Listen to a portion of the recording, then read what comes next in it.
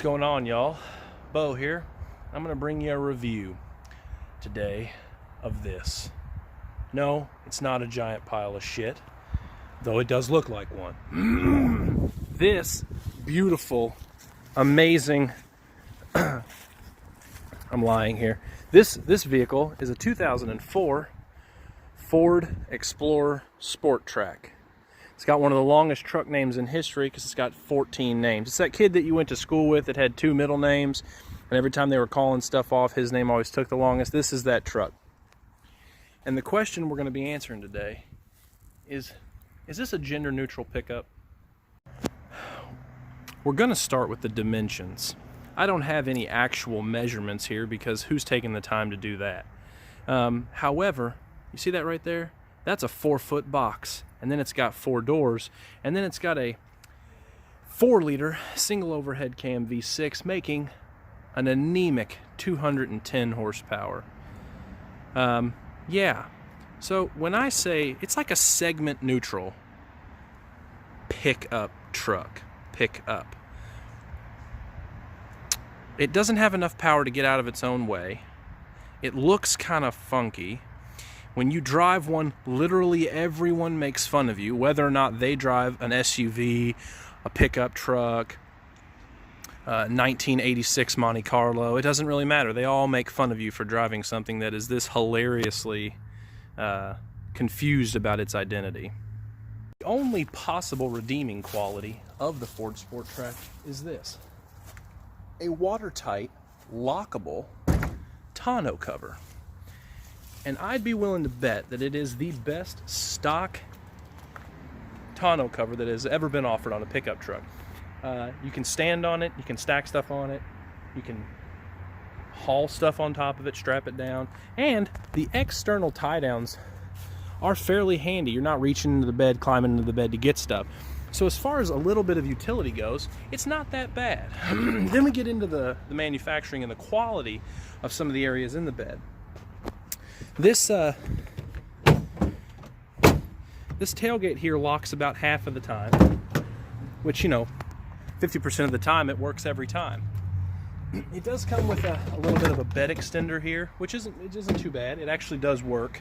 And then it also comes with a cable that I'm pretty sure is made out of the yarn your grandma used to knit that sweater, because the cable that held the tire up there, it just decided to snap, and the tire fell in the middle of the road. So there's that. But as you can see, there is a bunch of garbage back there. So a piece of garbage hauling garbage. That's kind of amazing, isn't it? It's Ford outdoing themselves again. Let's see if we can. Yeah, see here. This is a pretty quality job here. There we go. Oh, we're locked. And again, I'm going to show you something on this beautiful Ford manufacturing here. Take a look at the lock here, if I can get it, if I can show it to you. I don't know if I'll be able to or not. See that? Quality manufacturing. It does still work. It just doesn't stay where it's, you know, supposed to stay. Moving into the interior, we have this beautiful Sahara left out in the sun type color beige interior here. The fabric is a high quality bus fabric that they use in buses. Even smells like it's been in a bus. It's really nice. The floors are vinyl, so after you murder somebody, you can just go ahead and just spray this bad boy out with a power washer. That beautiful gear lever up there, that one, with the overdrive button that doesn't work because the truck doesn't go into overdrive anymore. Again, quality. That is hooked to a 5-speed automatic. I think that's what I read on Wikipedia. I'm not sure. It does have selectable 4-wheel drive in high and low, as well as a CD player and a tape deck that I'm pretty sure didn't work when the truck was new and has continued that trend throughout its ownership. One cool thing, it does have full power rear sun or rear window. That's something you don't find in a lot of trucks. Sorry, the radio does work. Push the button and it vents And it does go all the way down. Another redeeming quality, you say? I believe you. Bam, look at that. It does have a compass, which are flashing in this light, which is crazy. I guess it matches the frame rate or some crap.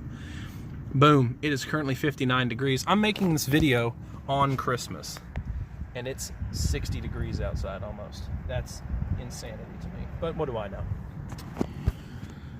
The back seat, let's go ahead and take a look back there. This is easily the most seamless review you've ever seen. Also, can hold tons of just garbage. Ice Age, that's a kid's movie. Oh, Ray Romano, your fall has been just beautifully done. Yeah, again, more vinyl back there so you can, you know, have blood and guts and semen or whatever else you need to have on your truck. Just spray the crap out and you're good to go. It does have kid ISOFIX tie downs and crap. No storage in the back basically whatsoever. There's some stuff under the seat, but like an 8x11 piece of paper takes it up. So yeah, it does have full, what are those called? Running boards, side steps. It actually does handle off-road a little bit. Taken it on a couple washed out roads. It does handle them fairly well. It's a 4-wheel drive truck. It can't be that bad at it, right? But overall, just a confused vehicle. Is it an SUV? You know, from here forward, oh, look at that. It's a Mazda Tribute. A Ford Escape. Oh, look at that. From there back, it's a half a truck bed. 4 feet, man. Like I went to Home Depot to get a door, like a replacement door for inside the house. More of the door hung out of the back of the truck than in the truck bed. Like a Chevy Tahoe has more room with the third row seats folded down than this has a bed. That's insanity to me. So yeah, but now we're gonna hop inside since I've shown you all the neat quirks and features a la Doug DeMuro, and now we're gonna take it for a spin, and we're gonna really get down on this thing and see how it drives. All right, here we are at the helm of this beast, reining in all 141 wheel horsepower. I didn't do any math there, I'm just guessing. The power, when you hit the accelerator, the power comes on, what's the opposite of the word smooth? Bumpy? The power comes on very bumpy. The brakes, if you need to hit them and pray to whatever God you believe in that you don't, will stop this 4,800 hunk of mass down from 60 to 0 in exactly 241 feet. Yeah, that's right. That's right. A mile-long train stops faster. This is Ford engineering at its finest, guys. This thing is just legit. I got my co-reviewer back there. He agrees with me. And what do you think about the performance of this truck? What do you think? Huh? What do you think about the performance? He's shaking his head. He's just like, what performance? There is no performance here. And he's right.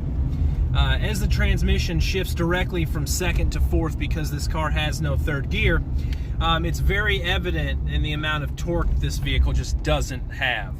The driving experience can never, will never, has never been described as refined.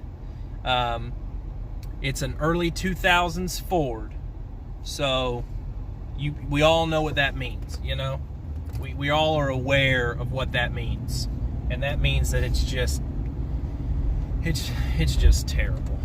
Every aspect of it's terrible. Just terrible, you know? It's just awful. But anyway, seating position, high. The up and down of the back of the seat, that movement is broke on this one. So I always feel like I'm listening to some real laid back music, you know, real laid back, real relaxed in this car is how it wants you to feel. Even though you're not, because it can't accelerate to get out of its own way. It can't brake. It turns like a Ford. it's just, again, guys, it's just terrible. It's it's just so bad. But it does have a soft spot in my heart. I do like it. It doesn't know whether or not it's an SUV or a truck. Is it body on frame? Well, yeah. So it's truck-ish. Does it have a 4-foot bed? Yeah. I'm pretty sure the El Camino had a longer bed. This thing has the same bed length as a Subaru Baja. And if that doesn't tell you everything you need to know about the compromises this truck made, you know, there you go. That's it. So, all right. So that has been my review of the 2004 Ford Sport Trac. From 25 to 30,000 new, all the way down to being able to buy one for half a pack of Marlboro Reds and a firm handshake at your local street corner. It's been a long fall for this Ford. Does it get some type of score now? That's the score I'm giving it. Big giant goose egg. Maybe a 1 or a 2, because it gets me to work. Now that I've said a bunch of bad stuff about it, it'll probably break down. But, you know, what can I expect? Thanks.